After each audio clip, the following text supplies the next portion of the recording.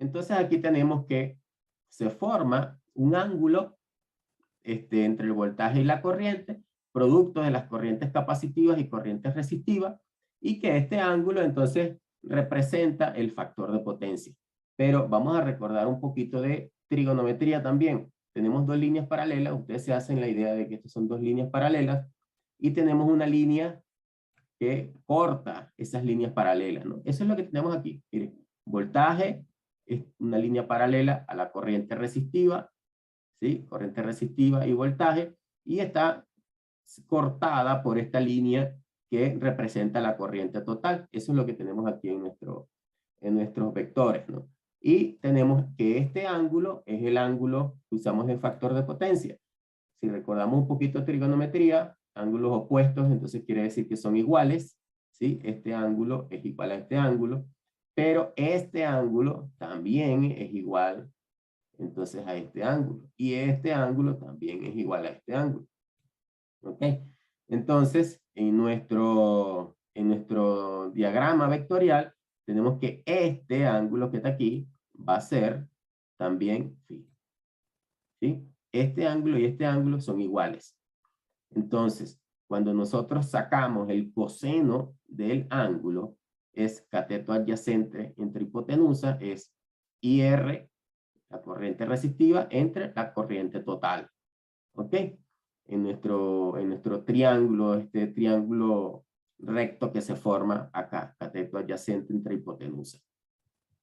Mientras que el factor de disipación va a ser lo mismo, ¿no? Tenemos un ángulo delta que se forma entre la corriente capacitiva y la corriente total, y lo que hacemos entonces es cateto opuesto, IR entre ICP.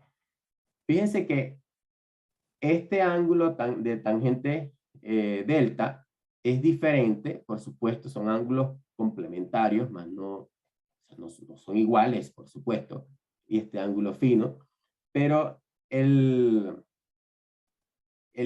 resultado que pudiéramos obtener o pudiéramos esperar de la tangente delta y del coseno del ángulo, cuando este vector se aproxima a 90 grados, es prácticamente lo mismo. Es muy parecido. Si usted saca el coseno de 30 y la tangente de 60, porque estamos suponiendo que son ángulos complementarios, nunca les va a dar igual, nunca les va a dar lo mismo.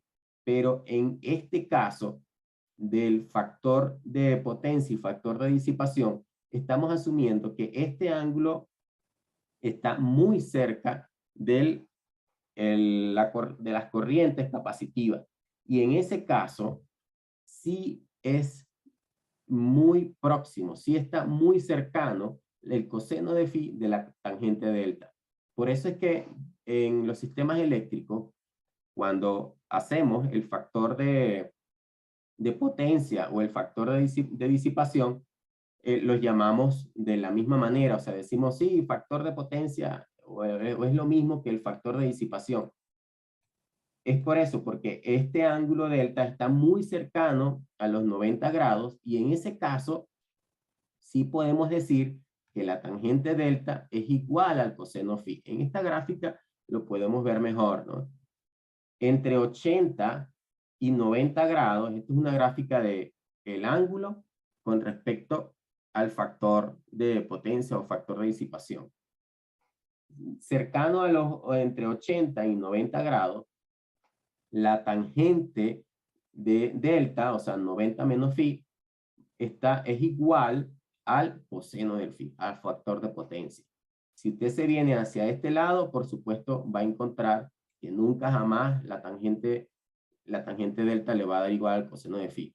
Pero como nosotros evaluamos normalmente es en este rango, entre 80 y 90 grados, por eso decimos tangente delta es igual al coseno de phi. ¿Ok? Muy bien. Entonces, tenemos que el factor de potencia es igual a factor de disipación. Cuando lo busquen en la literatura, de sistemas eléctricos, pues lo podemos asumir de manera igual. Si le preguntan a un matemático, por ejemplo, va a decir, no, ¿cómo tú crees? Coseno de este ángulo nunca jamás va a ser igual a la tangente. Pero en el caso de los sistemas eléctricos, ya sabemos, lo estamos evaluando entre 80 y 90 grados, muy cercano a el vector de corriente capacitiva.